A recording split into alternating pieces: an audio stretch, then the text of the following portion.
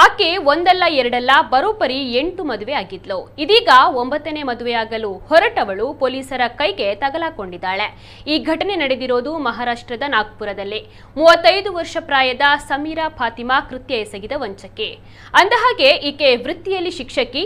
ಕಟ್ಟುಕತೆಗಳ ಮೂಲಕ ಭಾವನಾತ್ಮಕವಾಗಿ ಪುರುಷರನ್ನ ಒಲಿಸಿಕೊಂಡು ಅವರನ್ನ ರಿಜಿಸ್ಟರ್ ಮದುವೆಯಾಗುತ್ತಿದ್ದಾಳಂತೆ. ಬಳಿಕ ಅವರಿಗೆ ಕಿರುಕುಳವನ್ನ ಕೊಡಲು ಆರಂಭಿಸ್ತಾ ಇದ್ಲಂತೆ. ಅವರೊಂದಿಗಿನ ತನ್ನ ಸಂಭಾಷಣೆಯನ್ನ ರೆಕಾರ್ಡ್ ಮಾಡಿಕೊಂಡು ತನಗೆ ಬೇಕಾದ ಹಾಗೆ ತಿರುಚಿ ಬ್ಲಾಕ್ ಮೇಲ್ ಮಾಡ್ತಾ ಇದ್ಲಂತೆ.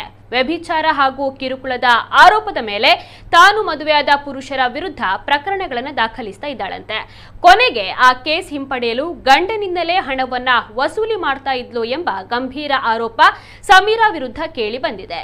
ಈಕೆಯನ್ನ ಮದುವೆಯಾದವರಲ್ಲಿ ಒಬ್ಬ ಸಮೀರಾ ನಕಲಿ ದೂರನ್ನ ದಾಖಲಿಸಿ ತನ್ನಿಂದ 10 ಲಕ್ಷ ರೂಪಾಯಿ ಚೆಕ್ ಅನ್ನ ಪಡೆದಿದ್ದಾಳೆ ಎಂದು ಪೊಲೀಸರಿಗೆ ದೂರು ನೀಡಿದ್ದ. ಈ ವೇಳೆ ತಾನು ಗರ್ಭಿಣಿ ಎಂದು ಸುಳ್ಳು ಹೇಳಿ ಸಮೀರಾ ಅವರು ತಪ್ಪಿಸಿಕೊಂಡಿದ್ಲು. ಇದೀಗ ಕೊನೆಗೂ ನಾಗ್ಪುರದ ಟೀ ಅಂಗಡಿಯೊಂದರಲ್ಲಿ ಪೊಲೀಸರು ಸಮೀರಾಳನ್ನ ಬಂಧಿಸಿದ್ದಾರೆ. ತನಿಖೆಯ ವೇಳೆ ಆಕೆ ಸದ್ಯದಲ್ಲೇ 9ನೇ ಮದುವೆಯಾಗಲು ತಯಾರಿಯನ್ನು ನಡೆಸಿದ್ಲು ಎಂಬಂತಹ ಶಾಕಿಂಗ್ ವಿಚಾರ ಬೆಳಕಿಗೆ ಬಂದಿದೆ. ನಾಗ್ಪುರ ಪೊಲೀಸ್ ಠಾಣೆಯಲ್ಲಿ ಪ್ರಕರಣ ದಾಖಲಾಗಿದ್ದು ತನಿಖೆ ಮುಂದುವರೆದಿದೆ.